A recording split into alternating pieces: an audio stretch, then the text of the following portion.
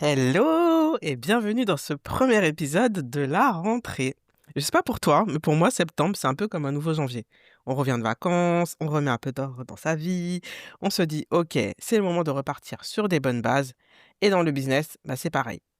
Et justement, aujourd'hui, on va parler de ça. Reprendre de bonnes habitudes en communication et comment l'emailing peut devenir ton meilleur allié pour être régulière et vendre sans t'épuiser. C'est parti. Bienvenue dans Mission Emailing, le podcast où on apprend à faire de l'email une arme secrète pour son business. Moi, c'est Phyllis, consultante et formatrice en emailing. Après plusieurs années à travailler comme responsable communication et à accompagner des entrepreneurs, je me suis spécialisée dans un canal sous-estimé mais ultra puissant, l'emailing. Si tu veux des stratégies concrètes, des astuces simples à appliquer, des partages d'expériences et une bonne dose de motivation, tu es au bon endroit. Alors installe-toi bien et c'est parti pour l'épisode du jour. La rentrée, c'est un moment particulier. Tout le monde revient aux affaires. Tes clients, tes prospects, ils sortent de la parenthèse estivale et sont plus ouverts à lancer des projets, à investir, à prendre des décisions, etc. C'est pour ça que c'est maintenant qu'il faut être visible. Pas en novembre, quand tout le monde sera déjà noyé dans le Black Friday et dans les fêtes. Pas en janvier, quand on sera déjà surchargé de bonnes résolutions. Et là, je vais être claire. Si tu veux être visible et rester dans l'esprit des gens sans t'épuiser à courir après l'algorithme des réseaux sociaux notamment, l'emailing, c'est ton meilleur levier. Et je vais te présenter différentes raisons, comment tu peux l'exploiter, en 3 points. Donc le premier point, c'est la régularité. Sans régularité, tu repars de zéro à chaque fois. Donc si tu communiques seulement quand tu as une promo ou quand tu as un lancement, tu repars à chaque fois à zéro et ton audience est oubliée.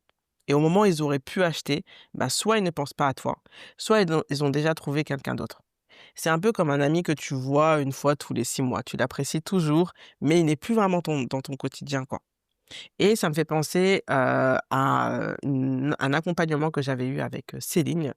Et au début, elle me disait qu'elle communiquait uniquement pendant ses lancements qu'elle faisait tous les 3 mois. Le reste du temps, silence radio. Elle s'occupait de ses clientes, mais elle ne communiquait pas.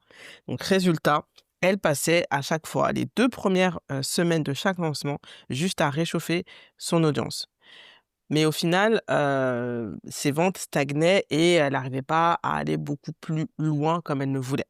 Donc ce qu'on a fait, c'est qu'on a créé une newsletter. Donc je t'ai invité à mettre en place une newsletter hebdomadaire. Pourquoi? Parce que oui, c'est bien de communiquer pendant la période de chauffe, la période de vente, mais comme je dis régulièrement dans mes précédents épisodes que je t'invite à réécouter, l'emailing, c'est avant tout de la création de liens et de proximité. Créer de la confiance et de l'assurance et aussi des déblocages. Et ça ne se fait pas principalement pendant la période de vente, ça se fait en amont, donc dans la fameuse newsletter. Et donc, cette newsletter, elle a permis donc d'éveiller les consciences, de débloquer des choses, de casser des fausses croyances, etc. Et ça a permis donc d'augmenter ses ventes, mais surtout, elle a arrêté de se cramer en lancement parce que le taf était déjà préparé grâce à sa newsletter hebdomadaire. Donc, ce que je te conseille de faire si tu as déjà une liste mail ou pas encore, c'est si tu sais pas encore par où commencer, engage-toi déjà à envoyer un email par semaine. Donc choisis un jour fixe, par exemple, le mardi matin et note-le dans ton agenda comme un vrai rendez-vous. L'idée, c'est pas de rédiger ta newsletter le jour même, hein, mais fais-le, la veille ou l'avant-veille ou peut-être une semaine avant si tu es très organisé. Mais il faut vraiment que ce soit un rendez-vous, que tu prends comme les rendez-vous que tu te prends sur Instagram, tes stories quotidiennes, fais pareil en emailing. Et si une fois par semaine, c'est un peu trop lourd, ce que je peux comprendre, tu peux commencer par 2 emails par mois. Minimum, ça c'est le minimum syndical. Mais l'important, c'est vraiment de rester régulière sur la durée et de créer une habitude que tes abonnés te voient régulièrement dans leur boîte mail et qu'ils prennent l'habitude d'ouvrir, de te lire et de cliquer. Le deuxième point, c'est que l'email, c'est ton canal le plus sûr, hein. Ça, je l'ai dit, je vais le redire et je vais encore le redire. Les réseaux sociaux, c'est bien, hein. Moi-même, j'y suis, donc je vais pas cracher dessus. Mais tu contrôles rien.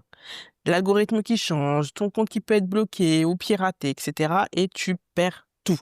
Alors que l'email, c'est ton canal à toi, tes abonnés, ta base de données, ton message. Il n'y a pas de filtre, pas de reach limité à 5% de ton audience, pas de tendance à suivre, pas d'obligation te limiter à un certain nombre d'hashtags, et cetera. Là, tu es chez toi.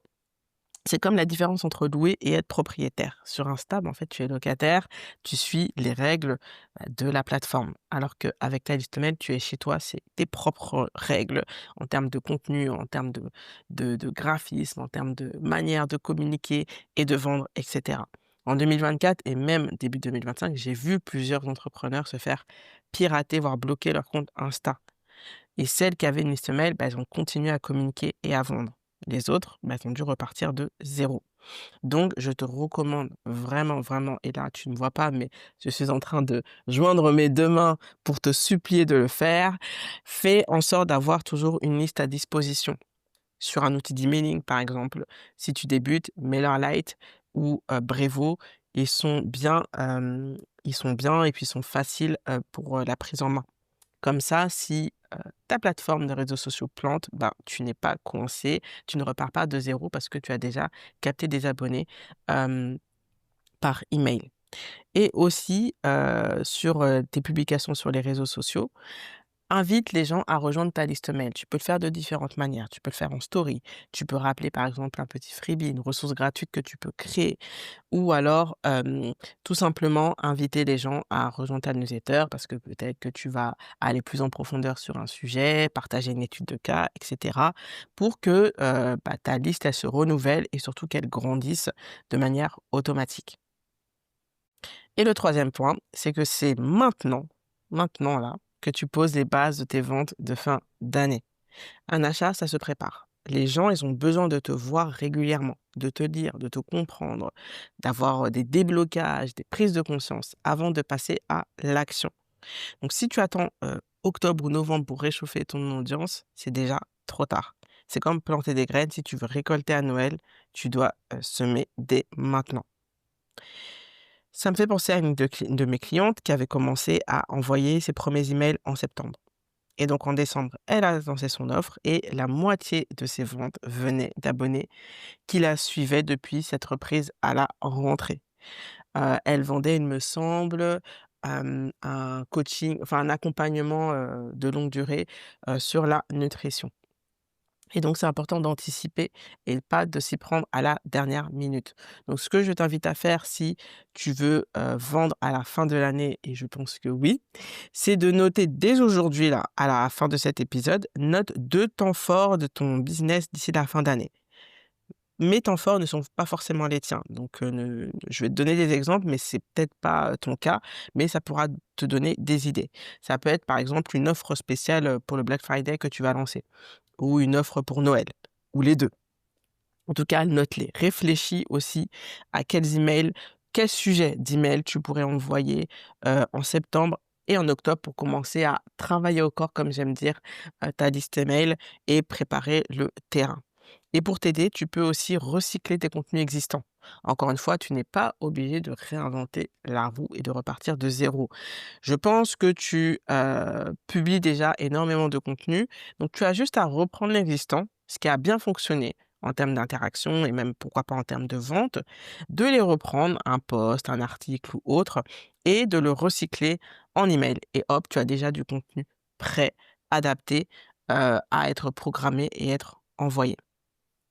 Et si tu veux repartir de bonnes bases pour, préparer ces derniers mois, de cette année, sache que j'ai prévu un format court et efficace pour t'aider. C'est un challenge qui s'appelle Emailing Booster, et donc pendant 3 jours, on va travailler ensemble pour reprendre ta communication en main côté email, clarifier ta stratégie, pour que tu puisses repartir avec un plan concret et des idées prêtes à envoyer. Le challenge, il est gratuit. L'idée, c'est que tu repartes avec un vrai coup de boost à la rentrée. Le lien, pour t'inscrire, il est dans la description de l'épisode, donc je t'invite à aller prendre ta place.